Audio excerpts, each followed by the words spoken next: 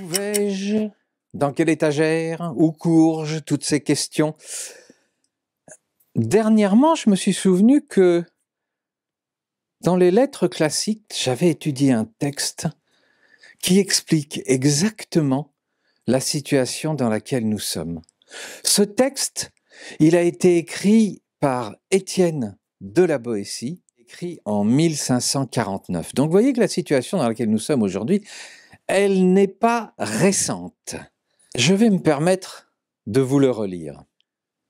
Pauvres gens misérables, peuples insensés, nations opiniâtres à votre mal et aveugles à votre bien, vous vous laissez enlever sous vos yeux le plus beau et le plus clair de votre revenu. Vous laissez piller vos champs, voler et dépouiller vos maisons des vieux meubles de vos ancêtres. Vous vivez de telle sorte que rien n'est plus à vous.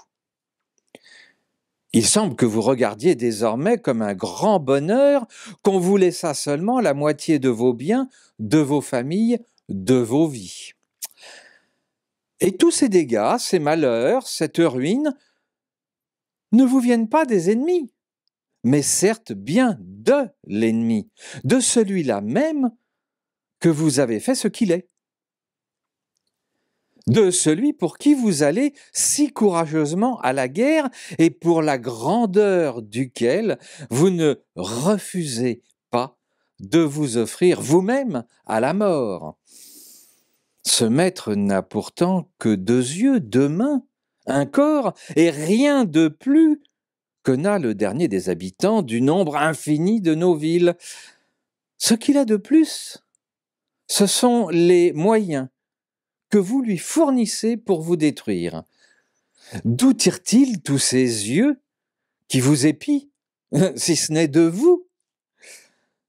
Comment a-t-il tant de mains pour vous frapper s'il ne vous les emprunte? Et les pieds dont il foule vos cités ne sont-ils pas aussi les vôtres? A-t-il pouvoir sur vous qui ne soit de vous-même?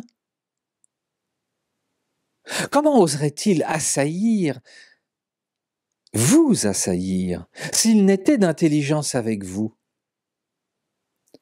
Quel mal pourrait-il faire si vous n'étiez pas les receleurs du larron qui vous pille, les complices du meurtrier qui vous tue et les traîtres de vous-même? Vous semez vos champs pour qu'il les dévaste? Vous meublez et remplissez vos maisons pour fournir ses pilleries? Vous élevez vos filles afin qu'ils puissent assouvir sa luxure? Vous nourrissez vos enfants pour qu'ils en fassent des soldats, dans le meilleur des cas? Pour qu'il les mène à la guerre, à la boucherie, qu'il les rende ministres de ses convoitises et exécuteurs de ses vengeances. Vous vous usez à la peine, afin qu'il puisse se mignarder dans ses délices et se vautrer dans ses sales plaisirs. Et de tant d'indignités dont les bêtes elles-mêmes ne supporteraient pas si elles les sentaient, vous pourriez vous délivrer si vous essayez. Même pas de vous délivrer d'ailleurs, seulement de le vouloir. Alors peut-être une solution? Soyez résolus à ne plus servir et vous voilà libre. Je ne vous demande pas de le pousser, de l'ébranler, mais seulement de ne plus le soutenir. Et vous le verrez, tel un grand colosse dont on a brisé le socle, vous le verrez fondre sous son poids et se rompre. La Boétie, c'est un extrait du discours de la servitude volontaire. Je vous laisse réfléchir là-dessus, on en parle quand vous voulez.